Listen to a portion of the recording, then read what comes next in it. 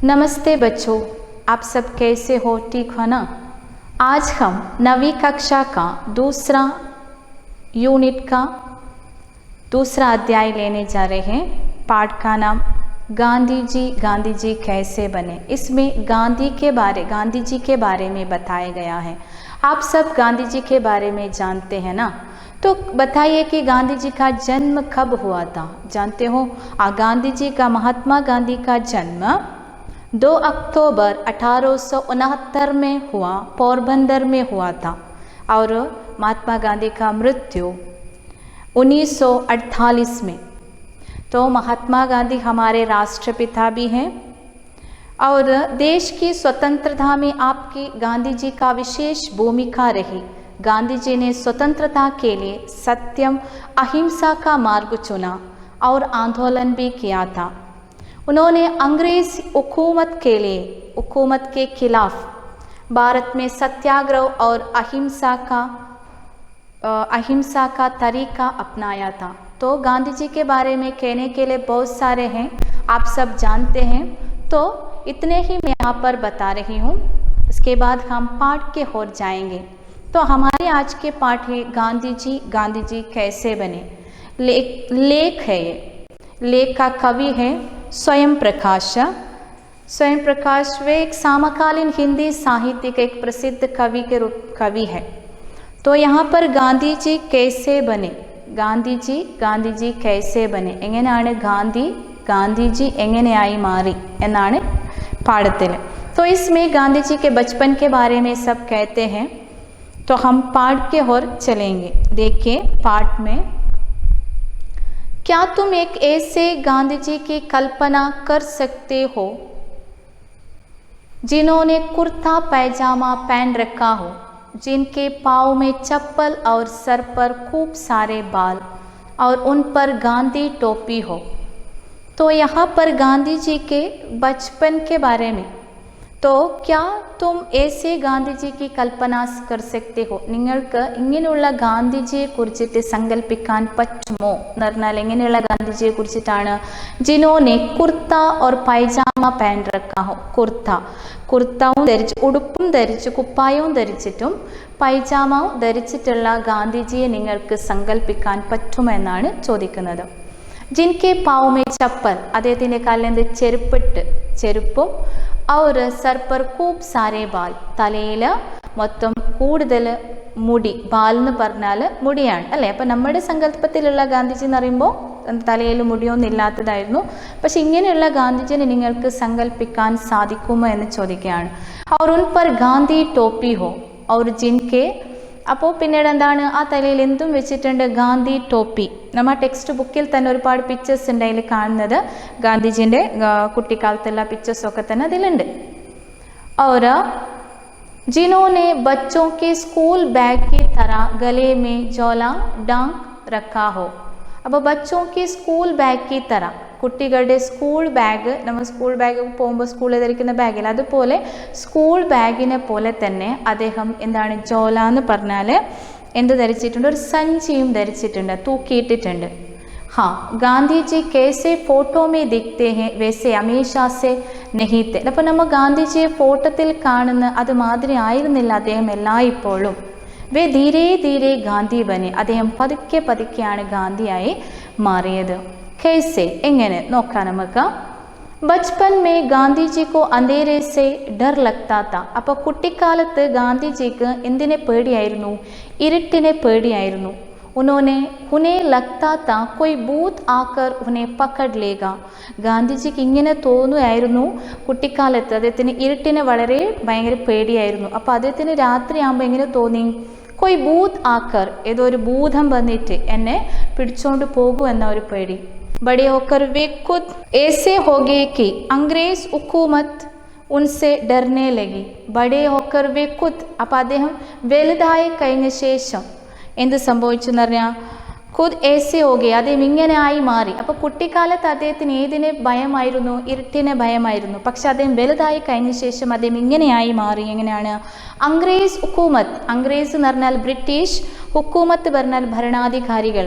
അപ്പോൾ ഉൻസെ ഡർനെ ലഗി, അംഗ്രേസ് ഹുക്കൂമത്ത്. അപ്പോൾ വലുതായി കഴിഞ്ഞപ്പോൾ അദ്ദേഹത്തിന് കുട്ടിക്കാലത്ത് എന്താണ് ഇരുട്ടിനെ പേടിയായിരുന്നു. പക്ഷെ അദ്ദേഹം വലുതായി കഴിഞ്ഞപ്പം ബ്രിട്ടീഷ് ഭരണാധികാരികൾക്ക് ആരെ പേടിക്കാൻ തുടങ്ങി? ഗാന്ധിജീനെ. മാനോ വേ കോയി ഭൂത് ഹോ. ബ്രിട്ടീഷ് ഭരണാധികാരികൾ ഗാന്ധിജിനെ കാണുമ്പോൾ ഇങ്ങനെ തോന്നാൻ തുടങ്ങി, കാരണം അദ്ദേഹം ഒരു ഭൂതമായിട്ട് ഇവർക്ക് തോന്നി. जब उन्हें गाठियावाड़ हाई स्कूल में पहली कक्षा में भर्ती कराया गया, അദ്ദേഹത്തെ ഗാട്ടിയാവാഡ് ഹൈസ്കൂളിൽ, ഗാട്ടിയാവാഡ് എന്ന് പറഞ്ഞ ഹൈസ്കൂൾ അദ്ദേഹത്തെ പഹലി കക്ഷാമേ, പഹലി കക്ഷ എന്ന് പറഞ്ഞാൽ 1ാം ക്ലാസ്സിൽ അദ്ദേഹത്തെ ഭർത്തി കരായാ ഗയ. ഭർത്തി കരാന എന്ന് പറഞ്ഞാൽ പ്രവേശിച്ചപ്പോൾ തബ് ഉൻകി ഉംർ തി 11 സാൽ. അപ്പോൾ അദ്ദേഹത്തിൻ്റെ വയസ്സായിരുന്നു 11 സാൽ. 11 എന്ന് പറഞ്ഞാൽ എത്താണ്? 11.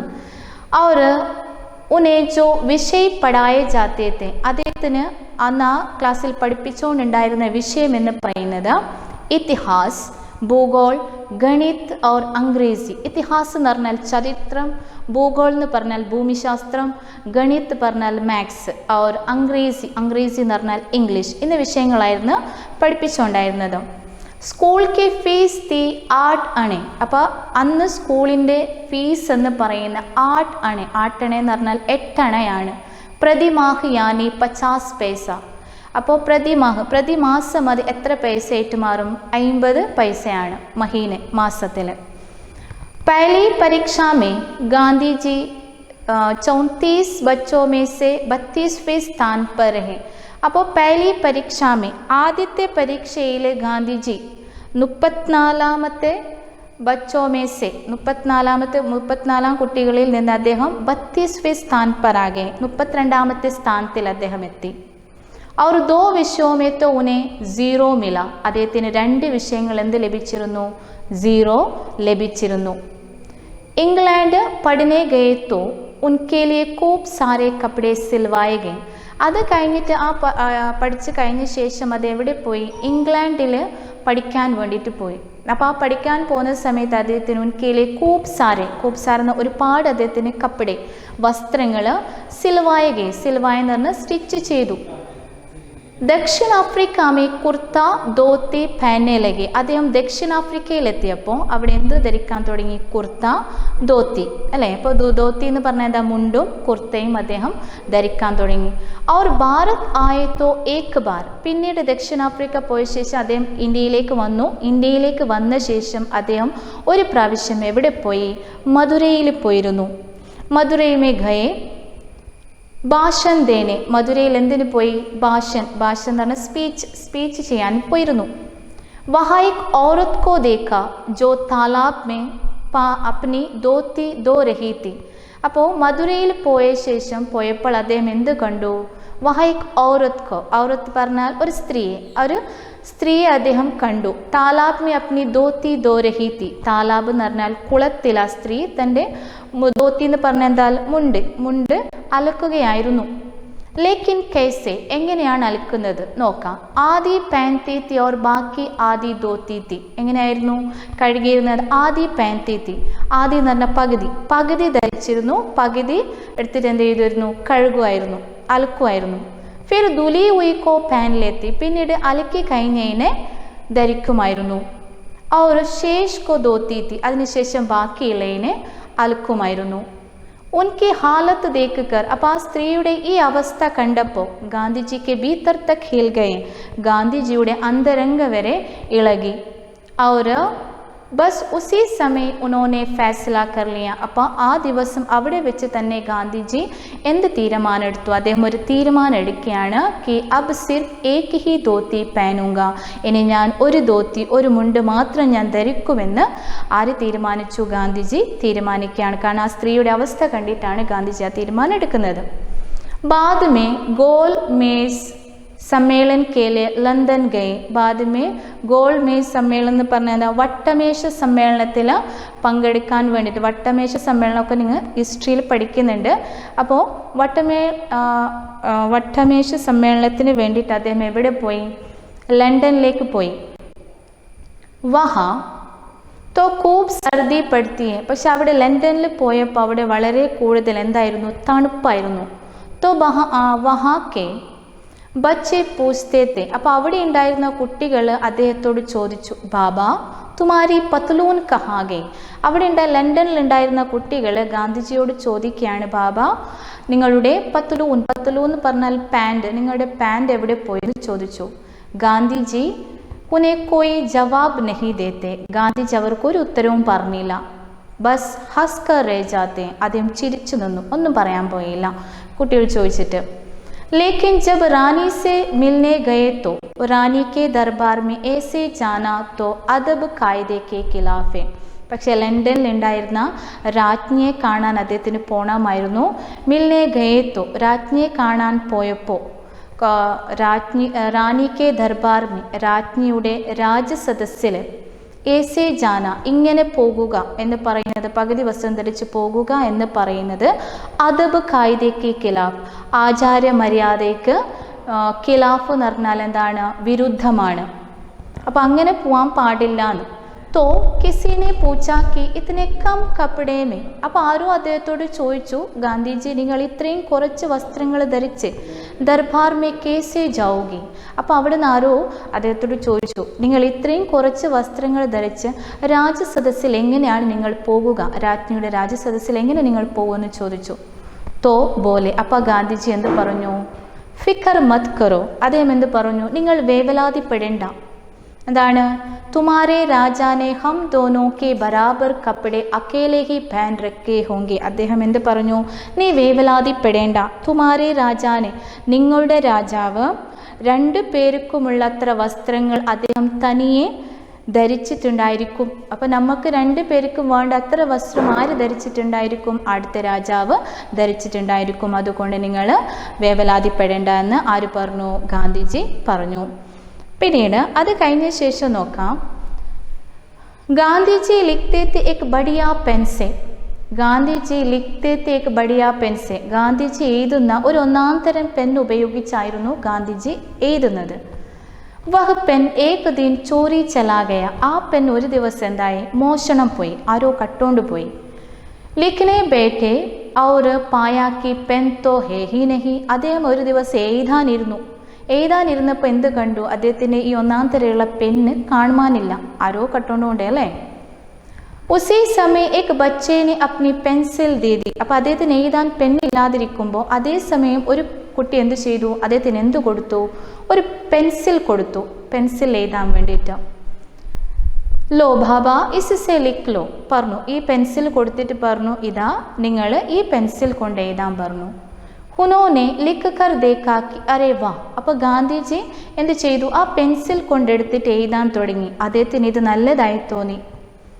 ഇസ്സെ തോ അച്ഛാ ലിഖാ ജാത്താ. അദ്ദേഹം പറയും, ഇതിൽ നിന്ന് നമുക്ക് കൂടുതൽ എഴുതാൻ പറ്റും, നല്ല തരത്തിൽ എഴുതാൻ പറ്റുന്നുണ്ട്. और शाही के बगैर भरने का झंझट भी नहीं. ഇതിൽ എന്തിൻ്റെ പ്രശ്നവുമില്ല, മഷി നിറയ്ക്കണം അല്ലെ, പേനായെങ്കിൽ മഷിയൊക്കെ നിറക്കണം, അങ്ങനത്തെ ഒരു പ്രശ്നവുമില്ല. അപ്പോൾ ഇതാണ് നല്ലതായിട്ട് ഗാന്ധിജിന് തോന്നി.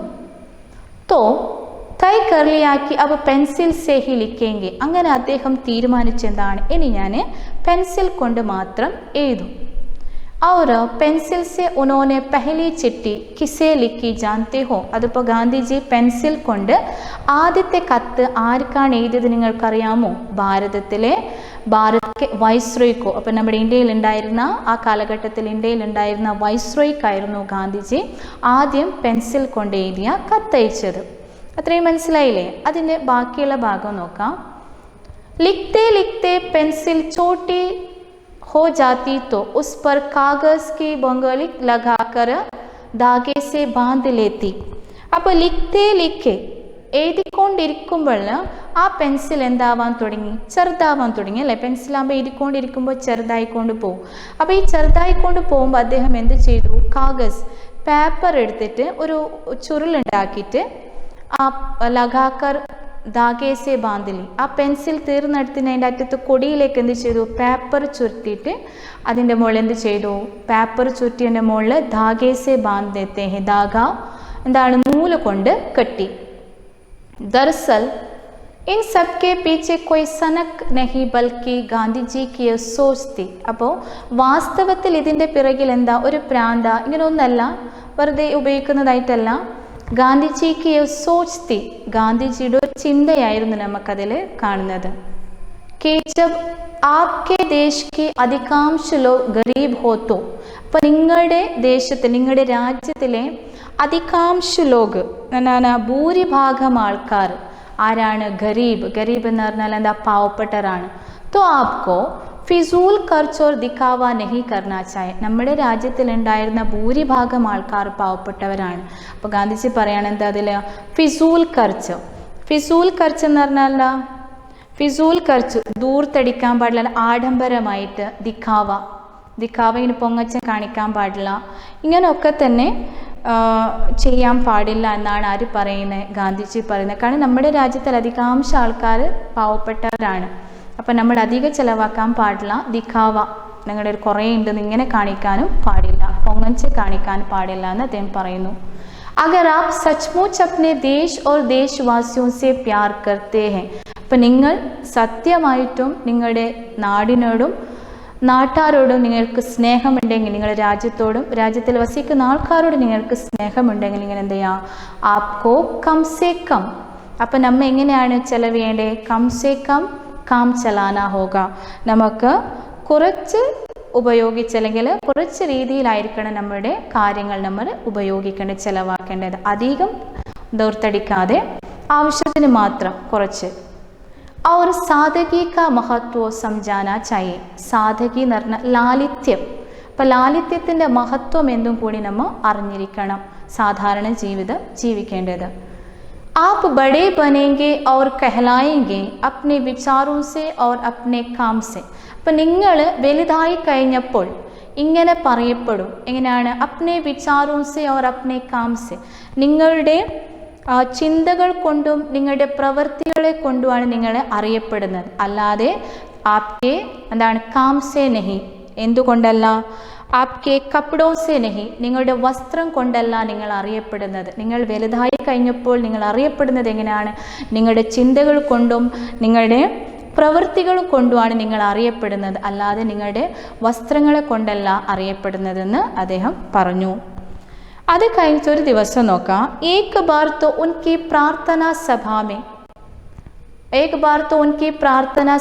ഒരു പ്രാവശ്യം അദ്ദേഹത്തിൻ്റെ പ്രാർത്ഥനാ സഭയിൽ എന്ത് സംഭവിച്ചു പ്രാർത്ഥനാ സദസ്സിൽ കുച്ച് അമീർ ആദ്മി സജ് ദജ് കർ ആകെ കുച്ച് അമീർ എന്നല്ല കുറച്ച് പണക്കാർ സജ് ദജ് കർ എന്ന് പറഞ്ഞാൽ അണിഞ്ഞു ഒരുങ്ങിയിട്ട് വന്നു ആഭരണങ്ങളൊക്കെ വസ്ത്രങ്ങളെല്ലാം ആഡംബരമുള്ള വസ്ത്രങ്ങളൊക്കെ ധരിച്ചിട്ട് വന്നു तो आगे तो ഗാന്ധിജി ഊനെ ഡാണ്ട് ദിയ അപ്പോൾ ഇത് കണ്ടപ്പോൾ ഗാന്ധിജി ഇവരെ ശകാരിച്ചു ഇങ്ങനെയുള്ള വസ്ത്രങ്ങളെല്ലാം ആഡംബരമുള്ള വസ്ത്രങ്ങളെല്ലാം ധരിച്ചിട്ട് വരേണ്ടതെന്ന് ശകാരിച്ചു ചെയിൻ ധർമ്മ മേ ബി അപരിഗ്രഹ പർ കാഫി ജോർ ദിയാ ഗയാ താ ചെയിൻ ധർമ്മിൽ എന്തിനാണ് അപരിഗ്രഹം എന്ന് പറഞ്ഞാൽ ത്യാഗം ചെയ്യുക അപ്പോൾ അതിനും ഒരു മുഖ്യ സ്ഥാനം കൊടുത്തിരുന്നു അപരിഗ്രഹ യാനി പാൽത്തു ചീസ് കി ജമാ മത് കറോ അപരിഗ്രഹം എന്ന് പറഞ്ഞാൽ ത്യാഗം ചെന്നാൽ അനാവശ്യ സാധനങ്ങളൊക്കെ തന്നെ ശേഖരിക്കാതിരിക്കുക ബസ് ഗാന്ധിജിക്കോ തോ യഹാ ബി കുച്ച് അച്ചാ ലഗാ അപ്നാ ലേത്തെ അപ്പോൾ അതുകൂടാതെ തന്നെ ഗാന്ധിജിക്ക് എവിടെ പോയെങ്കിൽ എന്തെങ്കിലും കാര്യങ്ങൾ ഇഷ്ടപ്പെട്ടിട്ടുണ്ടെങ്കിൽ അതും അദ്ദേഹം